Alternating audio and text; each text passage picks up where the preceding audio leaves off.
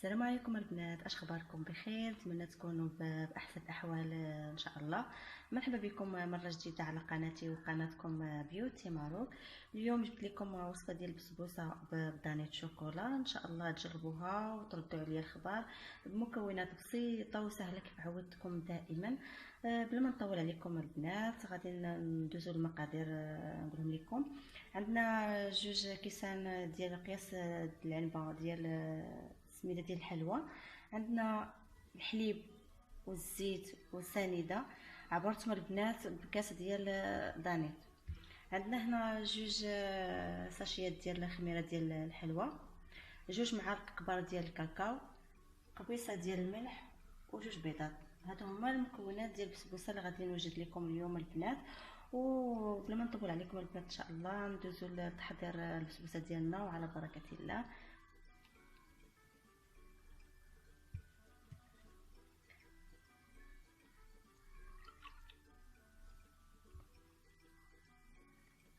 خلطوا الزيت،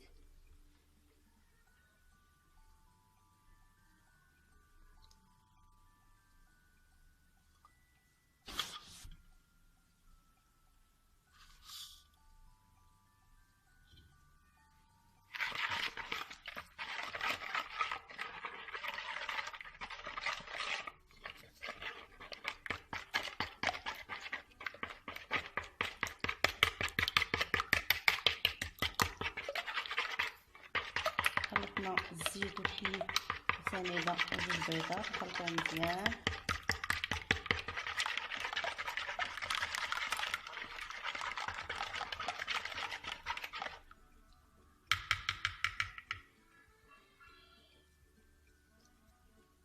نزيدو الملح،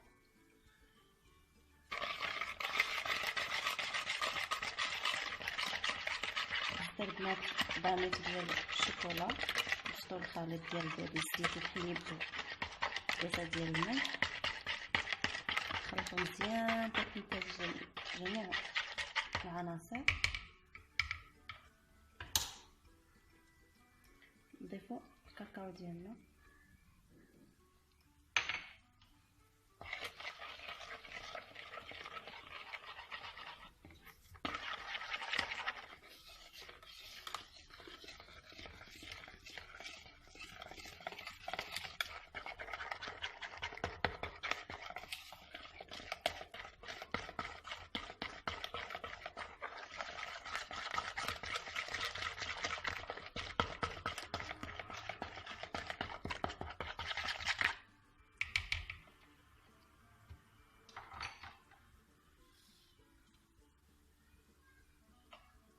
نضيفو السميده،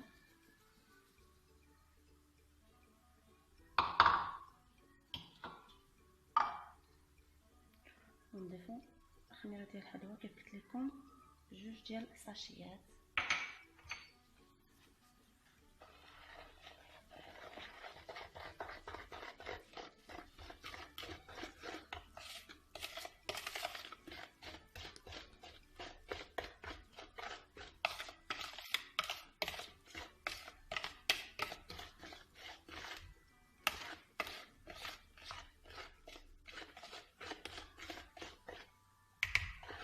من بعد ما خلطنا جميع المكونات ديال البسبوسه غادي نديرهم في هذا المول هذا.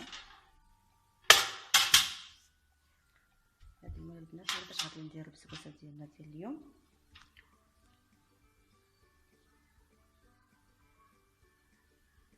هي البنات درتها في هذا المول هذا وغادي ندخلها للفران على درجه حراره 170 حتى ل 175، وخليكم البنات نتلاقاو من بعد ونوري لكم كيفاش تزيين البسبوسه ديالنا.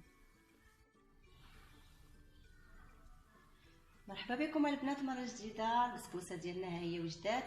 ملي طابت سقيتها بالسيرو اللي كيتكون من كاس ديال الماء وجوج معالق كبار ديال السنيده وواحد الساشي ديال الفاني.